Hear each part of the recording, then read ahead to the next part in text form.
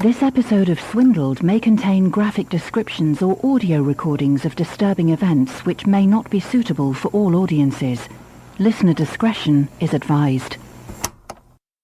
The city says you have to go on the water, you have to go on the sewer. Tom was a mountain man. For people to tell him he has to do something, it's just on his head all the time. Thomas Dean Leask was a mountain man who lived in the tiny mountain town of Alma, Colorado. In 1998, he was 50 years old, living in his grandmother's shack and driving a snowplow part-time. Tom was a loner. He was reclusive. And unbeknownst to his fellow townsfolk, Tom Leask was becoming increasingly paranoid and bitter. Everyone in Alma already knew who he was.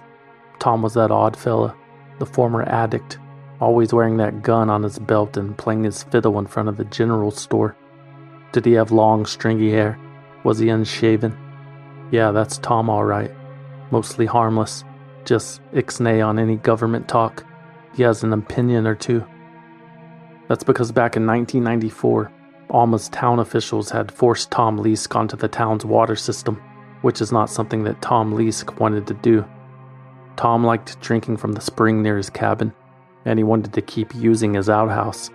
He could also not afford to pay the expensive tap fee the town demanded for the hookup. In the end, Tom Leask had no choice. He lost that battle. The government had trampled over his God-given American rights.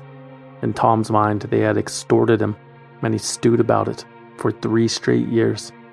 He even sold homemade audio tapes of his voice recordings, espousing anti-government views. Tom Leask detested bureaucracy. That much was clear. More specifically, Tom detested Willie Morrison, a well-liked local artist who enforced that tap switch during a brief tenure as the town's mayor. One day there would be revenge, Tom promised himself. One day, that piece of shit would get what he deserved. That one day was February 26, 1998, Tom Leask had decided. That evening he went out for a coffee, and then rode his bike to the Alma Town Hall. Inside, a small Alcoholics Anonymous meeting was being conducted by the former mayor. Leask rudely interrupted by bursting through the doors, carrying a bag of Molotov cocktails he had made at home. Tom Leask announced that he was the new master of ceremonies and nudged his gun into Willie Morrison's back. Leask demanded that Morrison read a passage from the AA handbook, which he did. Then Leask quoted the Bible and pulled the trigger. Willie Morrison was dead. Thomas Dean Leask was just getting started. First, he threw a couple of the Molotovs into the building. Luckily, the few AA meeting attendees had already fled. Leask then hopped aboard the camouflaged front-end loader that the town had purchased from the military surplus. He proceeded to bulldoze the town hall. He also punched holes in the town's school building, the post office, the fire department, and the water treatment plant. Thousands of gallons of water poured into the streets and froze. The phone lines went down. There was partial electricity. He basically wiped out the government here, a Park County Sheriff's Sergeant later told Colorado Central magazine. It only took a couple of hours. That night, Thomas Leask drove the front-end loader back to his property and set fire to his grandmother's house before fleeing into a nearby grove. He took with him a rifle and a .45 caliber pistol. His face was painted for war. But there would be no confrontation. When the cops arrived, a sympathetic neighbor called out their positions, but there was no escape. Tom Leask was surrounded. He surrendered 4.5 hours into his rampage, and he was completely at peace. Leask told the deputies that he had accomplished what God had asked him to do, that he had sacrificed his life to bring attention to the state's water diversion projects and the theft of Native American lands. Leask was adamant about his guilt. During the interviews, the sheriff's department said Tom Leask seemed, quote, alert, very astute, intelligent. He gave specific answers. He was fully aware of what he had done. He had no regrets. I don't want no lawyers, no trial, no nothing, Leask reportedly said. Just put me in the thing and push the button. Again, big government would get in his way. Thomas Leask was appointed a public defender and forced to undergo multiple psychiatric evaluations, even though it was never Leask's intention to plead insanity. I don't want that, he told a reporter. I'm not insane. The results of the evaluations were conflicting. so the proceedings continued. Thomas Leask was tired of waiting. In March 1998, he stabbed himself in the chest with a plastic toothbrush that he had sharpened against the prison wall. The suicide attempt was unsuccessful. Leask suffered only superficial wounds. Finally, 2 years after Tom Leask's spree of murder and destruction, the court allowed him to plead guilty to 13 charges, including first-degree murder, first-degree arson, and criminal mischief. In June 2000, Tom Leask was sentenced to life in prison plus 27 years. "I would have liked to have heard an apology," Willie Morrison's brother Andrew told the Denver Post. "When he didn't, I gave him the finger, and he saw me. It may have been a childish move, but at least I got to say something to him." This is like any other place in the mountains. People come up here to get away from government. Most agree that Thomas Leask's violent statement was not a reasonable reaction, but the sentiment wasn't completely out of the ordinary for the area. Many have wondered if the mountains attract those types of people, or are they shaped there? Such rugged individualists do not like to be told what to do. Certainly, Thomas Dean Leask could be characterized as such. A simple water source dispute turned deadly. But what else is someone so persecuted supposed to do, especially with God blessing their every move? Marvin John Heemeyer was a similar self-described reasonable man, but a decade-long battle with the small-town government pushed him to the brink of madness and beyond. Out of options, Marv thought it best to tear it all down to level the playing field. His conversations with God only provided further justification. Or maybe Marvin Heemeyer was just looking for an excuse. A skilled welder modifies a bulldozer into an unstoppable machine of destruction to exact revenge upon a community he felt was conspiring against him. On this episode of Swindled. They bribed government officials, clear violations of federal and state law, pay to play millions of taxpayer dollars that were wasted, paid tens of millions of dollars, $1 billion. Dummied up its books and records to hide the By falsifying its books and records, responsible for the collapse of the entire system. In this role of some kind of swindler, is that right?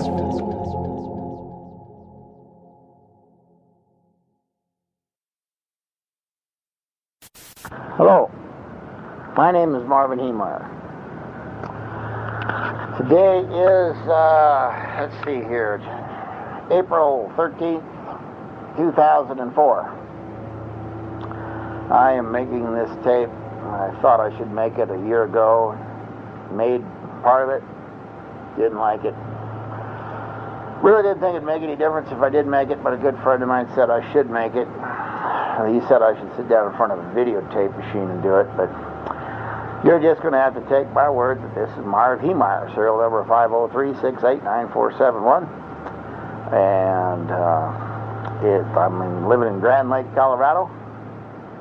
And this tape is about my life since I come up here to Grand Lake in 1991.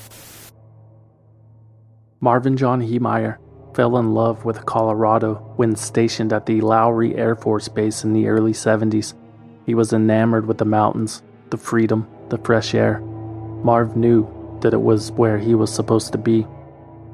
After receiving an honorable discharge from the military, the native South Dakotan made his way back to the Centennial State for what was supposed to be a 6-month vacation. Instead, Marv ended up purchasing a piece of property and found work repairing car mufflers in Denver. His skill was unmatched, reportedly. A legendary welder. Marv could change a muffler by himself in 20 minutes, his friend Pete Mitchell told the Associated Press. That skill served him well. Throughout the 1980s, Marvin Heemeyer expanded his enterprise and opened his own muffler shop in Boulder. He also bought and sold and leased property in the greater Denver area. Despite losing tens of thousands of dollars on a couple of bad real estate deals, Mr. Heemeyer had done quite well for himself in a brief period of time, but not without learning some tough lessons. Everybody is looking out for themselves. When it comes to money, you can't trust anyone but yourself. In 1991, Marvin Heemeyer isolated himself. He leased out his remaining muffler shop in the city and purchased 27 acres in a cabin in Grand Lake, Colorado, the so-called snowmobiling capital of the world. Coincidentally, Marv Heemeyer loved a snowmobile. He loved the mechanics. He was always tinkering, making things bigger, stronger, faster. It's what Marvin Heemeyer was born to do, and now he was in the perfect place to do it. The gateway to the Rocky Mountains. No wife, no kids, no obligations. Just 40-year-old Marv and his books, his tools, a hot tub, and a snowmobile. But getting back to me, on the other hand, I have had a perfect life up until 1999, when I found out what the Thompsons had done to me in 92. In 92, Marvin Heemeyer found an opportunity to open a muffler shop close to his new home. Up for auction was a 2-acre piece of foreclosed land with a 3,000-square-foot building in the nearby town of Granby. Marv Heemeyer placed a bid. So finally they caught my bid, so I got a bid for 40, and this other guy, I couldn't believe it. I didn't know who he was. He jumped up on his chair. That's how I knew where he was. And I was looking back, and of course he bid $45,000, and of course I bid $50,000, and was waiting for him to bid, and he wouldn't bid. So I got the property for $50,000. And this guy, come to find out, his name was Cody Dochev. He came back there and introduced himself to me about the rudest, most arrogant person. I mean, this guy's just a fucking asshole. Come back and just introduced himself kind of by just giving me a tongue lashing for about 10 minutes about, who I thought I was and what I was going to do with the property. Cody Dochev owned Mountain Park Concrete, headquartered next door to the piece of land that Marv Heemeyer had just bought. According to Sky High News, the Dochevs used to own that lot too, but lost it to the bank after previous business plans for the area fell through, and now it seemed the Dochevs had lost the plot of land again. Their plans to build a batch plant on that site were ruined by this outsider. Cody Dochev was not happy about it, according to Marv. He claims the short-tempered and short-statured owner of the concrete company confronted him over the purchase, but Marv didn't feel bad. If Cody Dochev wanted to win the auction, he should have brought more money. Simple as that. I mean, 160 people, or 160 properties were sold that day, and this is the only fool that didn't come down there with enough money to buy his property. I mean, this shows you how day late and a dollar short this fool is. Marv Heemeyer tried not to take it personally. It was just business, and he knew that Cody Dochev had a flair for the dramatic. Marv had heard that Cody faked his suicide after he went bankrupt by jumping off a windmill. Marv wasn't falling for the act. Cody Dochev, on the other hand, has denied that the confrontation with Marvin Heemeyer ever occurred. Also, Gus Harris, who was at the auction with Cody, confirmed they'd never talked to the man, not even a hello. Perhaps Marv Heemeyer is an unreliable narrator. In his version of the story, Marv never mentioned that years after the auction, he agreed to sell that same lot of land to the Dochevs for $250,000. When the family accepted the offer, according to the Dochevs, Heemeyer promptly changed his mind and raised the price to $375,000. The Dochevs couldn't afford to pay that much, so they offered a trade of land instead. Marv agreed, but only if they built him a new building upon it for a total value of more than $1 million. I just think he sets things up to the point where you have to say no, Susie Dochev, Cody's wife, later told Sky High News. He probably sets you up to say no just so he could get mad at you. The Dochev family didn't get mad. They just changed their plans.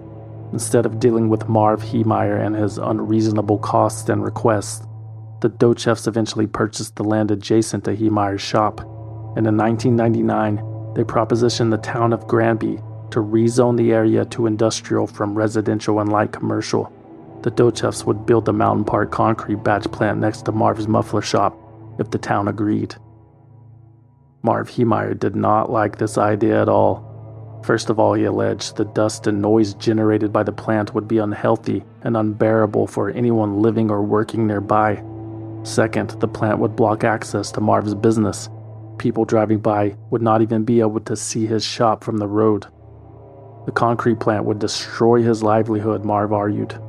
The hardened libertarian and outspoken free market capitalist was aghast that someone would inconvenience him to make a buck. He rallied neighbors, organized a petition, and spoke out in opposition at the Granby Planning Commission's public hearings.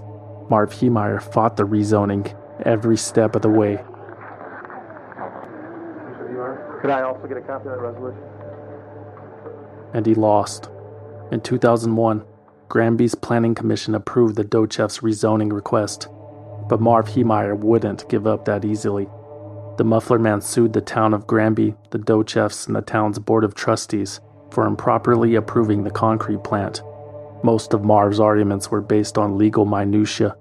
For instance, he claimed that the lack of a mayor's signature on the rezoning plans invalidated the entire project. That's what he was pinning his hopes on. And to make things more interesting, as the ever-expensive lawsuit progressed, Marv Heemeyer was involved in a different battle. Back in '92, just after Marv bought the land at auction, the town of Granby requested that he hook up his new property to the town's sewer and water line, and that he pay for it out of pocket. Unfortunately, the new pipes were 60 feet away from Marv's property. To build a line from his place to the town's pipes would cost $85,000. So naturally, Marv Heemeyer refused.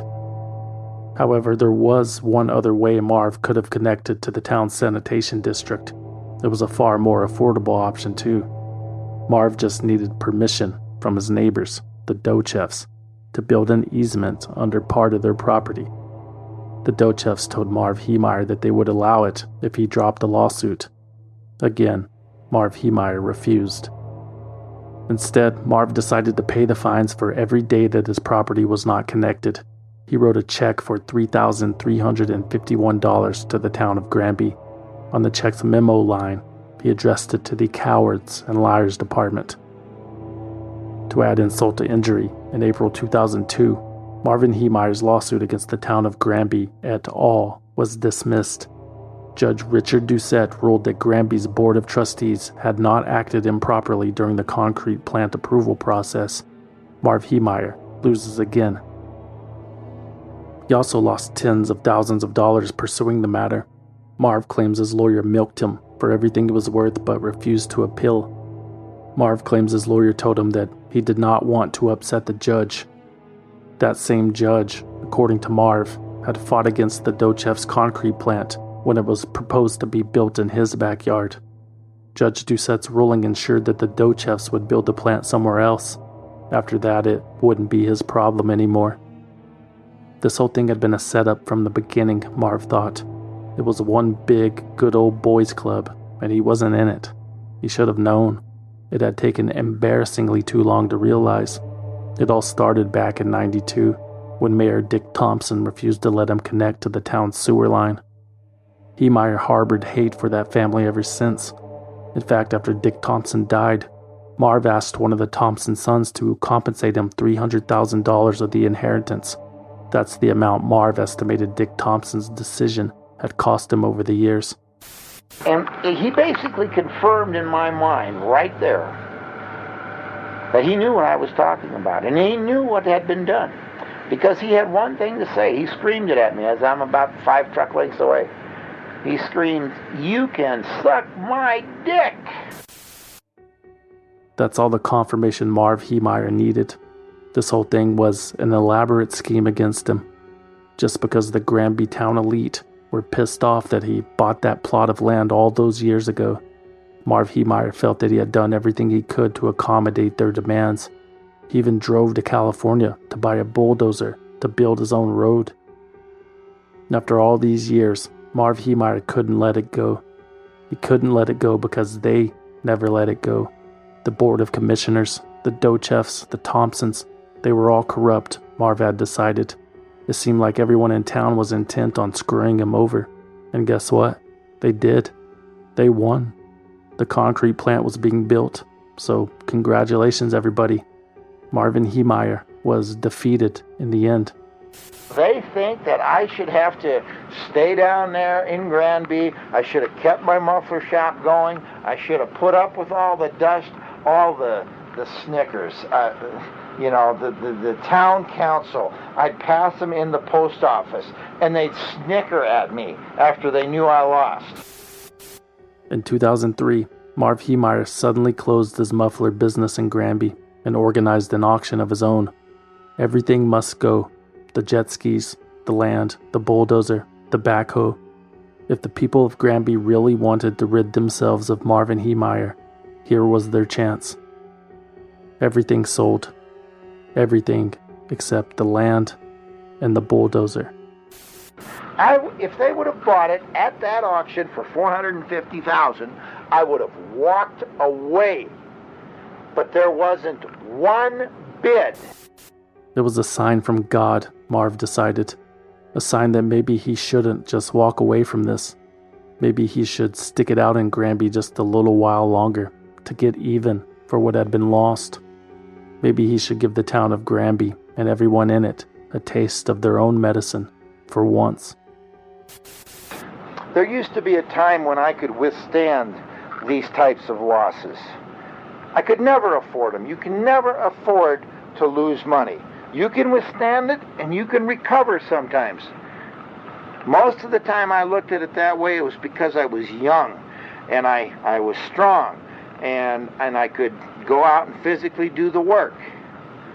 I'm 52 now. I can't do it. I can't withstand it. I can't recover. We're talking about losing $300,000, which, along with the sale of the property, would have been my retirement, would have let me go on to do other things, to make more wealth. But when you take 10 years of my life away and just piss it down the drain and are happy about it and ecstatic about it, no. I've taken all I can take. How I react, yes, it's a reaction. That's how it's supposed to be. That's how God built me. You know? It is not my fault.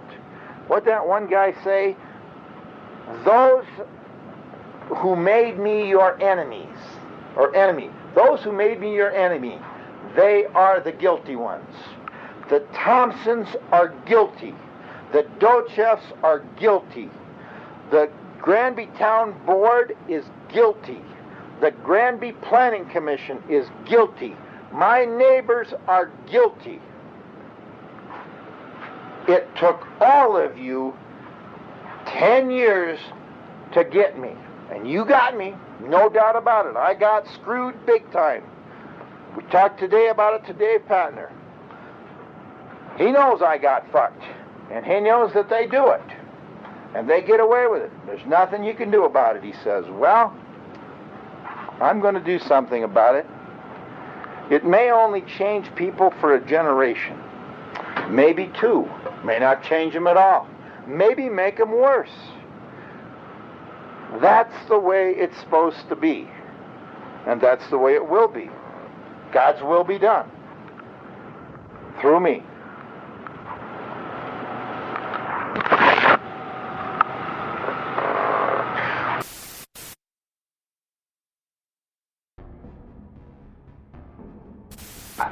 I wept at times trying to understand why this was happening to me. And to do what I had to do to make these people listen, to learn, was just above me. And when I realized that one day, when I was sitting in the hot tub, and I was weeping, a peace came over me that has only come over me a few times before in my life, where I knew that what I was doing was tough, but it was the right thing. In the summer of 2003, Marvin Heemeyer had an epiphany while sitting in the hot tub at his home in Grand Lake, 16 miles north of Granby. Suddenly everything made sense. The reason he hadn't ever gotten married, the reason he never had kids, the reason his father had recently died, the reason his girlfriend left him, the reason he found himself alone again. Why did Marv Heemeyer spend his life acquiring and honing these mechanical skills? How come no one bought the bulldozer or the land where it sat? Why had that Komatsu D335A dozer fit so perfectly into his building? To Marv, these weren't insignificant coincidences. It fit through that door so tight you almost had to grease it to get it in there. Why did that particular dozer fit in the building? Why had I not bought one of the D9s at that Fresno auction? It doesn't make any sense. You know, a D9's got more horsepower. It's probably more dependable than a Komatsu. If I'd have bought one of them, I'd have never got it in that building, because they were much taller than the Komatsu was. So I'm thinking, well, this is good. I get it inside, now I can build it. Must be what I'm supposed to do. What Marvin Heemeyer was supposed to do, he concluded, was modify his Komatsu bulldozer into an 85-ton killing machine, and then use that machine to repay everyone in Granby that had done him wrong. I was always willing to be reasonable until I had to be unreasonable, Heemeyer wrote in a note. Sometimes reasonable men must do unreasonable things. The Thompsons, the Dochefs, everyone who sat on the Granby planning board, the Catholic Church, they were all on Marv Heemeyer's handwritten list of targets. So was Patrick Brower, the editor and publisher at the local paper, the Sky High News. Marv Heemeyer thought Mr. Brower was a big, liberal, pothead army brat who had everything in life handed to him. Ever since they disagreed about the legalized gambling proposition in the early 90s, Heemeyer felt Brower had it out for him. The Sky High News had covered the Granby rezoning issue and Heemeyer's opposition to the concrete plant in thorough detail. Of course, Marv blamed a wider conspiracy for why the newspaper treated his position so unfavorably. But none of that mattered anymore. There was no time left for reflection or reconciliation. God wanted this to be done, so it would be done. Marvin Heemeyer was merely a vessel for his will. I think God will bless me to get the machine done, to drive it, to do the stuff that I have to do up to a point, and then the machine will do one of 2 or 3 times. You're either going to blow me right off the fucking streets, I'm going to have a heart attack and die because I'm all pumped up. The machine's going to break. Or maybe it'll go all day and I'll run out of fuel. I don't know. I got a lot of fuel in that thing, let me tell you. For the next year and a half, Marv essentially lived in his shop. He set up a cot, a television, an air conditioner, a refrigerator, and a stove. He left his truck in Omaha and rented a van so the neighbors wouldn't recognize his comings and goings. He slept during the day and worked through the night. No one had a clue. Marv used a homemade lift to elevate and weld together sheets of half-inch thick reinforced steel. Homemade concrete was sandwiched between those plates to create an impenetrable suit of armor. All the vital mechanisms of the bulldozer were protected. Marv Heemeyer made sure that nothing short of a missile would be able to stop his homemade tank. Heemeyer also gutted the inside of the dozer to install storage compartments, fans to keep him cool, and a wooden desk that served as a control center. Mounted to the desk were a set of video monitors that were connected to 4 cameras attached to the outside. Heemeyer planned to use the video feed for visibility, since all the windows and doors would be covered with steel. The cameras were protected by 3-inch shields of bulletproof polycarbonate. They were also outfitted with compressed air nozzles to blow away any dust, debris, or blood that might obstruct the operator's view. The final touches of Marv Heemeyer's MK tank, as he called it, included 3 gun ports that housed 3 rifles, 1 for the front, 1 for the back, and 1 on the right side. The guns would be used to shoot anything that tried to stop his progress.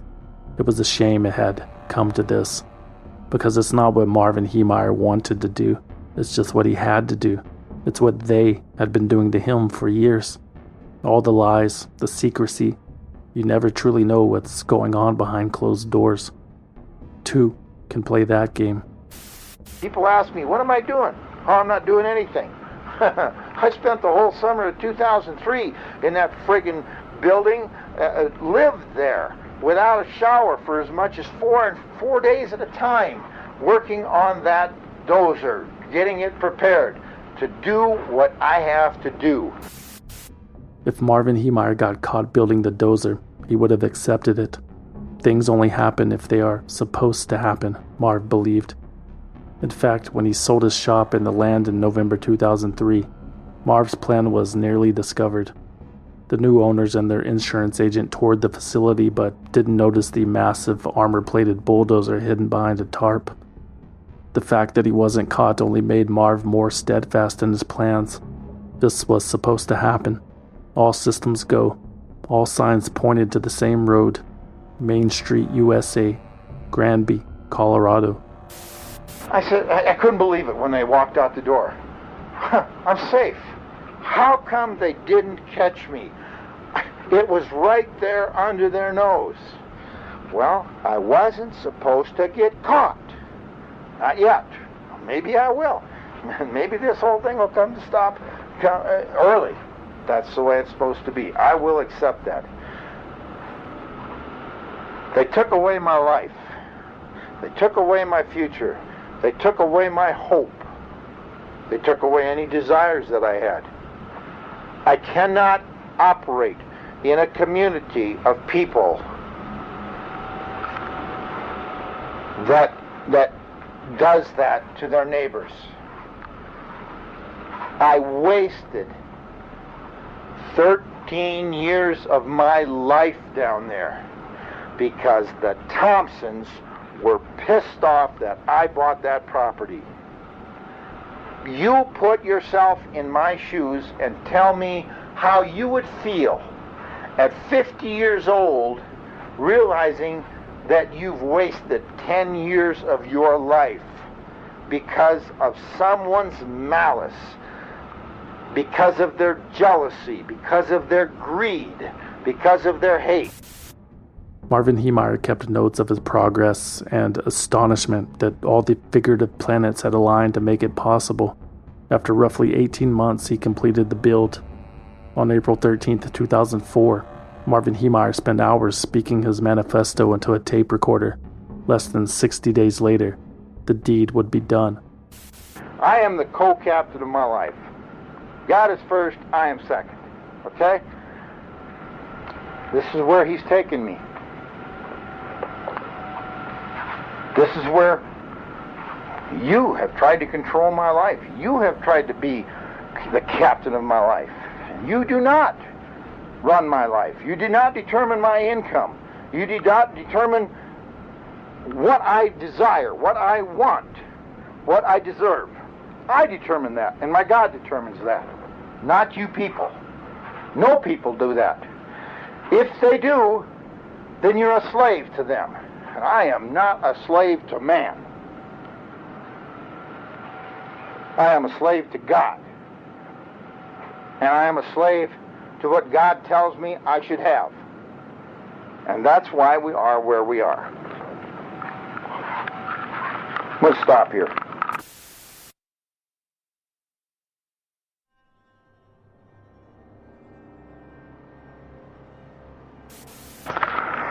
So anyway, this is tape 3. It's about 10:05 on the 13th of April, 2004.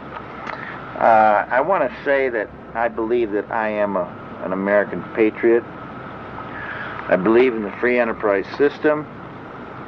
I believe in a level playing field of competition. If you want to change that level playing field of competition to your advantage, basically you give me license to do that also when my opportunity comes around. You have given me license through your example to do what I need to do. When I do this, that levels the playing field in my favor. So now we've got a lopsided playing field. Because when I come back at you, I'm going to destroy your side of the playing field. I'm going to destroy you. I'm going to take you on by myself. It's the only way I know how to do it. I'll be dead when it's over, but that's my conviction. And for the people that are out there that hear this, that can stand listening to it, please pray for me. Pray for my soul. I believe that I'm doing the right thing. I know I shouldn't have given you the benefit of the doubt.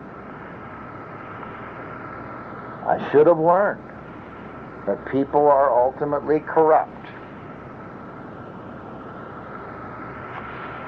I didn't, I guess.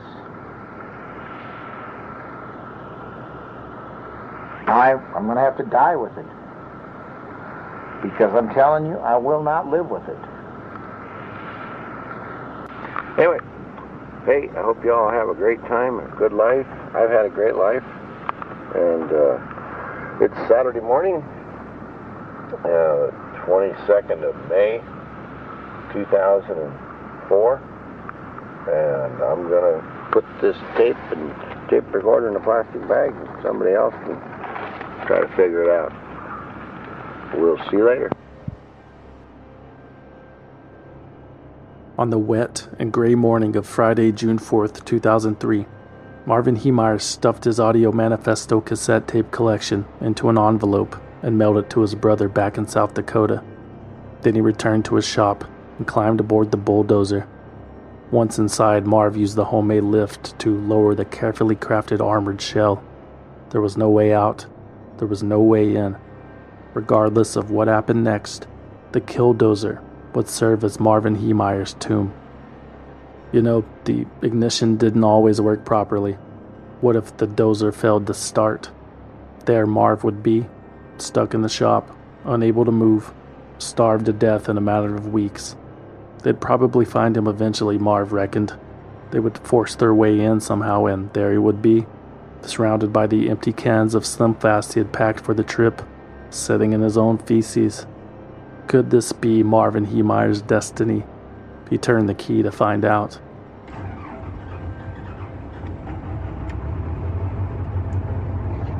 He knew it. This was supposed to happen. A little after 3 p.m., Marvin Heemeyer crashed his bulldozer through the east side of the shop where he had modified it and headed straight towards his neighbor's property, Mountain Parks Concrete. Marv rammed the administrative building repeatedly until the roof collapsed in on itself. Not a second thought was given as to who was inside. The company's owner, Cody Dochev, reportedly fought back courageously. He got behind the wheel of a front-end loader and tried to block Marv's path. But Dochev's machine was no match for Heemeyer's tank, and when Marv started shooting at him through the portholes, Cody aborted mission and watched his business get systematically torn apart. Heemeyer had moved on to the Mountain Parks Concrete batch plant about 200 yards away when Grand County Sheriff's deputies arrived at the scene. They opened fire on the dozer with high-powered rifles. The attack was completely ineffective. This is tape. This is when we first arrived on scene, and it looked like officers standing on a hill above this earth mover turned tank were firing some pretty heavy arms at him, trying to find a weak spot, trying to find some way to immobilize. The ricocheting bullets did grab Marv Heemeyer's attention, though. He pointed the Killdozer at a concrete barrier where the state troopers shooting at him had taken cover. Luckily, those troopers were able to escape before Heemeyer plowed through it. Marv Heemeyer crashed through another concrete barrier en route to Highway 40, and he crushed several police vehicles on his way out for good measure. Bravely, Grand County Undersheriff Glenn Traynor climbed the 13-foot-tall dozer as it trudged through a grocery store parking lot. Heemeyer had preemptively covered the armor in grease to prevent something like this from happening, but it didn't work. Traynor clung to the top of the tank as it slowly made its way towards downtown Granby. Atop the tank, Glenn Traynor desperately searched for a way to stop the machine. He emptied rounds into every piece of exterior equipment that looked important. He also dropped a flashbang grenade in the dozer's exhaust pipe. Nothing happened. The Killdozer continued on its way. As many as 40 law enforcement officers arrived at the scene. Some walked alongside the tank, others drove behind it. Media outlets were set up across the street and in the sky to get a shot of the destructive parade. But yeah, I can see it now. You know what? It looks like a locomotive. He's got so much stuff on it. He's got a stack on the front for the exhaust to come out. He's got gun turrets. He's even got the tracks covered up. I mean, this guy, like I said, somebody spent months and months and months to make this vehicle to do exactly what he's doing. It was one of the most high-tech things I've ever seen. I wasn't expecting to see pretty much a tank driving down the streets of Granby. When Marv Heemeyer reached Granby Town Hall, which housed the Granby Town Library, he did not know that a children's program was in progress behind those walls, nor did he care. Heemeyer tore into the west side of the building and worked his way around the back, destroying everything he touched, including a playground.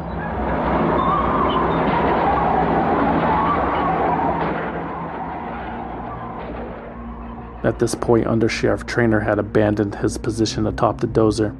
The debris falling from Heemeyer's carnage proved too dangerous. The machine was unstoppable. The county sent out a reverse 911 call to all residents in the area with orders to evacuate. After completely destroying the town hall, Marv Heemeyer returned to the highway with cinder blocks and rubble decorating his dozer's roof. He made a beeline for the Mountain Parks Electric building, where 2 former town board members worked. Marv drove the bulldozer through the main entrance just to say hello. Everybody's out of that building. Everybody's out of that building. Heemeyer proceeded to Agate Avenue, Granby's main street, with slight detours to demolish a builder's office, a bank, and multiple automobiles along the way.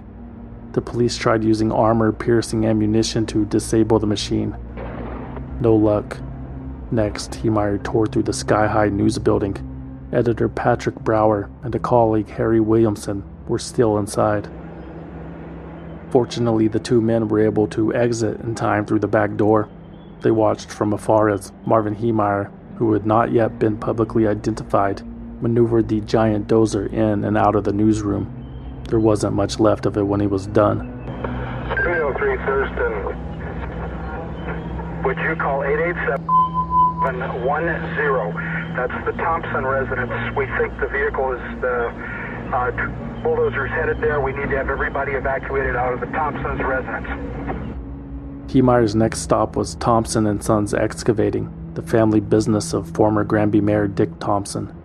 Next door to their shop was the family residence where Dick's 82-year-old widow still lived. Marvin Heemeyer bulldozed everything they owned. To this moment, can you give us an idea of the damage that this man has caused so far in the town? Yeah, it looks like he drove through the cement plant, drove through a concrete form plant, completely wiped out town hall, and then took out the newspaper office. And now he's attacking XL Energy's gas office. Marv then turned his attention to the XL Energy headquarters nearby. While he reorganized the exterior of that building, the emergency response team positioned an industrial scraper in front of Marv's only exit to try to block him in. Marvin Heemeyer's monster pushed the piece of equipment aside easily. Go ahead. Yeah, we got a scraper at the county shops, and I got one down here if you want to try to box him in. Well, I asked for him to get him up here 2 minutes ago. Let's go. Okay. Next, the Grand Lake Fire Chief sprayed propane into the Killdozer's air intake. The hope was that the engine would overheat and blow up, but there was no reaction at all. Somebody shut the traffic to Highway 40 off, right at the bridge there. Nobody comes into Granby. Got a fire truck down there cleaning it up right now. Marvin Heemeyer then traveled down a dirt service road and descended a hill to position himself in front of the propane tanks at the independent gas facility. He aimed his .50 caliber rifle through the porthole and pulled the trigger, but missed every shot he took. 1064 Oak Grand County cars, you need to evacuate at least 1,000 feet back from independent propane tanks. Time 1613. Heemeyer changed plans and directions and headed back into town. but with a noticeable limp. Black smoke was now billowing out of the Killdozer's exhaust pipe. It was a welcome sight for the local law enforcement agencies who had just tried to request assistance from the American military. Hey, if you're just joining us, it's now 5 o'clock. This is News 4 at 5. This story's been developing since about 3 o'clock. This is file tape of a man who's got into some bulldozer that he's made into a makeshift armored covered bulldozer, and he's damaged or destroyed half a dozen buildings in Granby, a town of about 1,500, about 50 miles west of Denver in Grand County. So far, we're hearing no one's been injured, but that has not been confirmed. The next target on Marvin Heemeyer's list was the Gamble's hardware store. The owner of the store said on the Granby town board, Marvin Heemeyer wasn't a fan. So he crushed into the west side of the Gamble's building, leaving a trail of hydraulic fluid and antifreeze behind. What Marv Heemeyer didn't realize was that the Gamble store had a basement, in which the Killdozer's treads were now stuck. Then the engine failed, trying to power it out. After 2 hours and 17 minutes, the rampage was over. Marvin Heemeyer reached for his gun and shot himself through the roof of his mouth.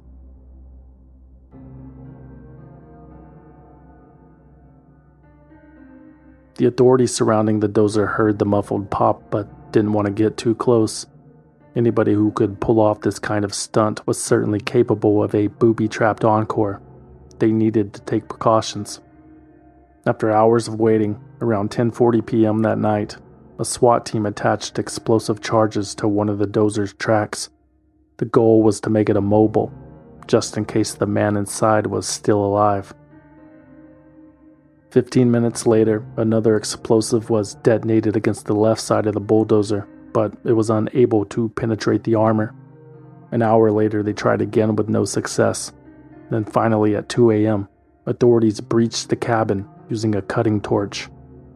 They found Marvin Heemeyer dead inside.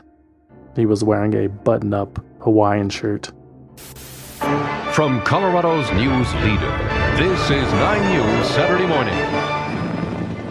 Officials in Grand County say the man who was behind the wheel in a bulldozer rampage is dead. Sheriff in Granby says that Marvin Heemeyer was behind the wheel during a 90-minute rampage in that fortified bulldozer. In the cabin with Heemeyer, police found a back brace, a box of Band-Aids, and 2 plastic jugs of water. There were also paper towels, a pair of pliers, a gas mask, unopened cans of milk chocolate Slim Fast, and a gun on the floor. A crane was used to remove Marvin Heemeyer's body out of his creation at 10:30 a.m. that morning. Later that afternoon, the Killdozer was loaded onto a trailer and hauled away. There was a traffic jam of cars trying to get a glimpse. The machine was eventually dismantled at the Grand County Road and Bridge facility in Fraser, Colorado. Granby officials wanted to avoid making it a tourist attraction or have parts of it circulated as souvenirs. Almost immediately, defenders of Marv Heemeyer had come out of the woodwork. 0 people were killed in the incident, which some pointed to as an example of Marvin Heemeyer's good intentions. Ian Daughtry, a bakery owner in Granby, said that Heemeyer, quote, went out of his way not to harm anyone. He was just trying to teach the town a lesson, and many agreed with his sentiment. But those in Marv Heemeyer's path of destruction knew there was no mercy in his acts.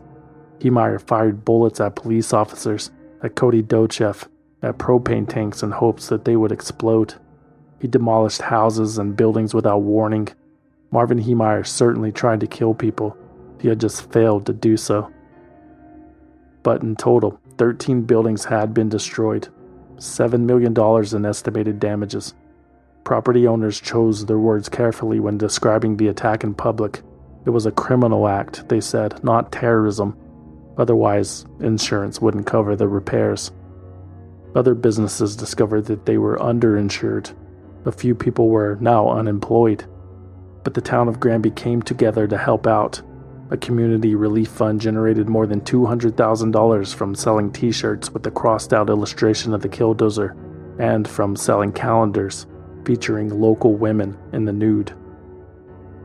The state of Colorado also contributed $600,000 to rebuild the town hall and library. The town's going to come back better and stronger than it was before Heemeyer took his drive, said Granby Mayor Ed Wing. That's going to be the sweetest revenge of all. By the summer of 2006, the town of Granby had rebuilt almost everything destroyed in the rampage. However, the Gamble's hardware store did not return to its original location until 2017. Casey Farrell, the owner of the store, said Marvin Heemeyer changed the town forever. People are not as trusting, he told the Boston Globe. It tended to harden people. It has also inspired people. Marvin Heemeyer's memory is kept alive by far-right groups who've deemed him a martyr. To them, Heemeyer is the prime example of a man who stood up for his rights, a true American patriot, goatee and all. You can buy t-shirts with Marv Heemeyer quotes on them. You can join a dozen different Facebook fan club groups. The spirit of Marvin Heemeyer is alive and well in the United States of America. Who knows? One day it might even arrive at your front door. It still looks like a tornado tore through Swiegel's Port Angeles neighborhood. Houses ripped from their foundation, a truck crushed, debris everywhere. Police say Swiegel aimed his bulldozer at the house of a neighbor while she was still inside, angry over a property line dispute.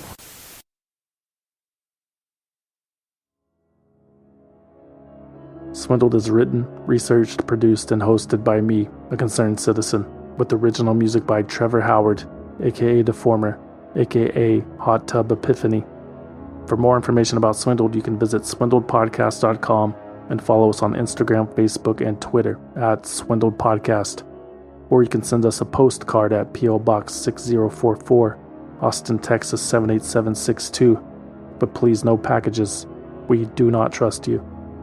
Swindled is a completely independent production, which means no network, no investors, no bosses, no shadowy money men, no slim fast. And we plan to keep it that way, but we need your support. Become a valued listener at patreon.com/swindled or on Apple Podcasts. For as little as $5 a month, you will receive early access to new episodes and exclusive access to bonus episodes that you can't find anywhere else. And everything is 100% commercial free. Become a valued listener on patreon.com/swindled or on Apple Podcasts. Or if you want to support the show and need something to wear while riding your snowmobile, consider buying something you don't need at swindledpodcast.com/shop. There are t-shirts, patches, hats, hoodies, posters, coffee mugs, and more. swindledpodcast.com/shop. And remember to use coupon code CAPITALISM to receive 10% off your order. If you don't want anything in return for your support, you can always simply donate using the form on the homepage. Don't forget to check out swindledvideo.com. That's it. Thanks for listening. My name is Raina from British Columbia, Canada. My name is Stephanie Almendarez from Houston, Texas. My name is Perry James from Charlotte, North Carolina, and I am a concerned citizen and valued. Oh my gosh, I messed it up. Well, I guess I'm just going to have this one on there. But I'm a concerned citizen and a valued listener.